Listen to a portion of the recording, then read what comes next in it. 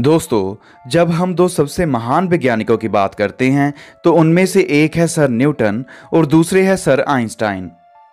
दोस्तों, sir Newton और sir Einstein की टाइम को लेकर जो अवधारणा थी वो अलग अलग थी।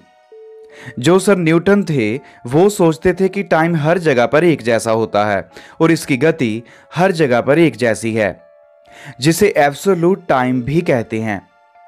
मगर जो सर आइंस्टाइन थे, जब उन्होंने special theory of relativity develop की तो उन्होंने टाइम को अलग नज़रिए से देखा और समझा।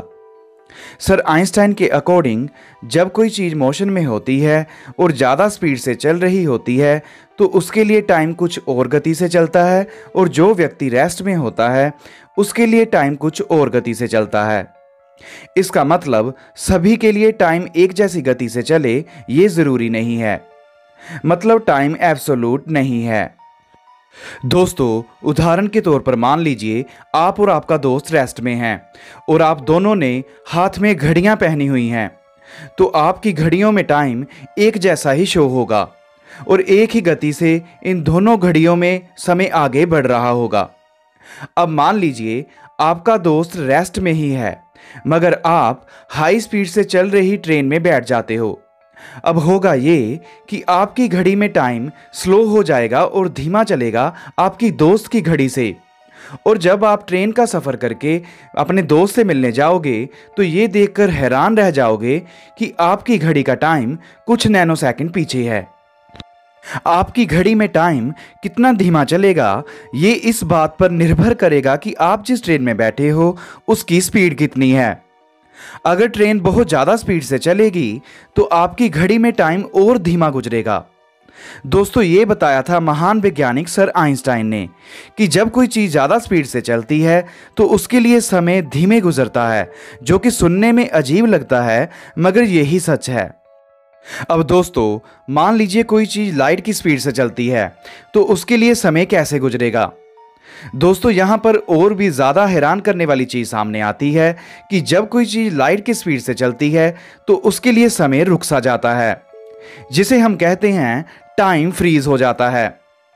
जैसे उदाहरण के तौर पर मान लीजिए आपका दोस्त रेस्ट में है और आप दोबारा से उसी ट्रेन में बैठते हो, मगर इस बार ट्रेन लाइट की स्पीड से चल रही है और आप उसी ट्रेन में एक आवर सफ़र करके आते हो और अपने दोस्त से आकर मिलते हो, तो होगा ये आपकी घड़ी वही टाइम शो करेगी जो एक आवर पहले था, मगर आपके दोस्त की घड़ी का टाइम एक आवर आगे होगा। आपके लिए टाइम फ्रीज हो जाएगा, मगर आपके दोस्त की उम्र एक आवर बढ़ चुकी होगी। कहने का मतलब, जब तक आप लाइट की स्पीड से चलते रहोगे तब तक आपकी उम्र एक सेकंड भी नहीं बढ़ेगी, क्योंकि टाइम आपके लिए रुक सा जाएगा या फ्रीज हो जाएगा और आप हमेशा के लिए जवान रहोगे।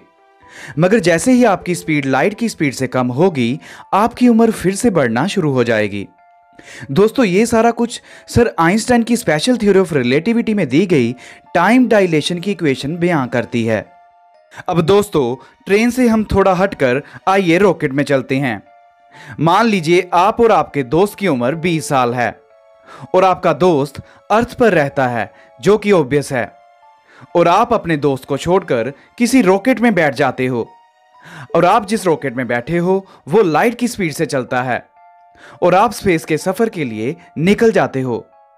आप उसी रॉकेट में 20 साल तक घूमते रहते हो लाइट की स्पीड से, और अचानक से 20 साल के बाद आपको अपने दोस्त की याद आती है जो कि अर्थ पर ही रह गया, और आप उससे मिलने के लिए अर्थ पर आते हो 20 साल के बाद। तो जब आप अपने दोस्त से मिलोगे तो देखोगे आपके दोस्त की उम्र 20 साल बढ़कर 40 साल हो गई है, मगर आपकी उम्र 20 साल ही रहेगी जितनी 20 साल पहले थी। और आपका दोस्त आपको गुस्से की नज़र से कहेगा, मैंने कहा था ना मुझे भी ले जा साथ, देख लिया मेरा हाल। अब दोस्तों, आइए एक स्टेप और आगे चलते हैं।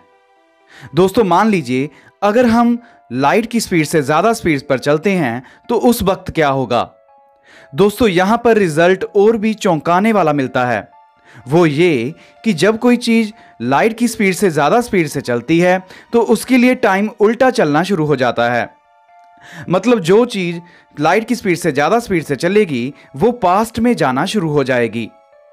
अब आपने इस डर की वजह से लाइट की स्पीड से चलने वाले रॉकेट में अपने आप को ना बिठाकर अपने दोस्त को बिठा दिया। आज और अभी तो होगा ये, आपका दोस्त बीते हुए कल में, परसों में या और पीछे पहुंच जाएगा। दोस्तों, हम जितनी ज्यादा स्पीड से चलते हैं, समय उतना ही धीमे गुजरता है हमारे लिए। साइंटिस्ट को यह बात पहले पहले तो हजम नहीं हुई, मगर जब उन्होंने बार बार इस रिजल्ट को चेक करने के लिए एक्सपेरिमेंट किए तो हर बार रिजल्ट सही साबित हुए और आइंस्टाइन सर द्वारा दी गई ये थ्योरी हर बार कसौटी पर खरी उतरी। उम्मीद करता हूं दोस्तों आपको ये टॉपिक अच्छा लगा होगा। मिलते हैं अगली बार नए टॉपिक के साथ। जय हिंद।